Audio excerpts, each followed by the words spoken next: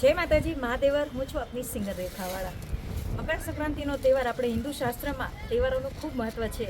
એટલે આ એક મકર સંક્રાંતિનો તહેવાર ખૂબ આનંદ ને ઉલ્લાસથી ઉજવવામાં આવે છે. અને મને સરસ મજાનું એક ગીત જ્યારે પતંગ ચકી રહ્યો છે ત્યારે મને એક યાદ આવે છે.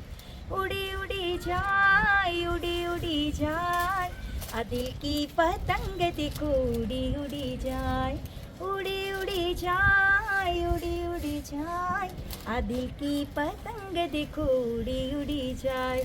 જેમ આસમાનમાં પતંગ રંગબેરંગી ચકી રહ્યા છે, એમ સૌના જીવનમાં પતંગ ખૂબ દૂર સુધી આગળ વધે અને સૌના પતંગ આકાશમાં ઉડતી રહે એ ભગવાનને પ્રાર્થના કરું. અને આ તહેવાર ફેમિલી સાથે એન્જોયથી ઉજવવાનો હોય છે. અને આ તહેવારમાં એક દાનનું પણ મહત્ત્વ રહ્યું છે.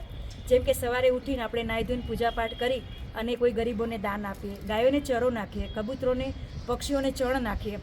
અને સાથે સાથે ખીચડાનું પણ ખૂબ મહત્ત્વ રહ્યું છે. 7 ધાનનો ખીચડો બનાવી ભગવાનને ધરી અને એ આપણે ખાઈએ. ખીચડો તો મને ખૂબ જ પ્રિય છે, તો તમે પણ બધા મકર સંક્રાંતિમાં ખીચડો ખાજો. અને સવારમાં ઉઠીને પતંગ લઈને દોરા લઈને આપણે કાપ્યો છે, મસ્ત મોજ મજાથી એક ખૂબ આનંદનો આ તહેવાર છે. એટલે રંગબેરંગી પતંગથી આપણે બધાને કોકને આપણે પતંગ કાપવાના હોય, મજા આવી જાય. એકદમ આનંદનો ઉલ્લાસનો તહેવાર છે.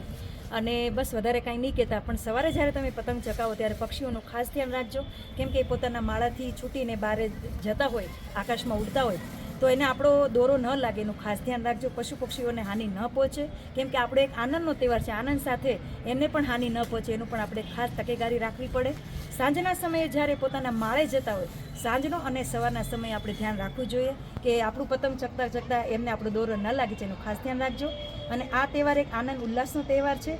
બધા જ પોતાના ફેમિલી સાથે આ મકર સંક્રાંતિનો તહેવાર ખૂબ ધામધૂમથી તમારા ફેમિલી સાથે એન્જોય કરજો, ઉજવજો. હું મારા ફેમિલી સાથે મસ્ત પતંગ ચગાવીશ. અને સૌને મારા જય માતાજી, હેપી મકર સંક્રાંતિ, જય મહાદેવ.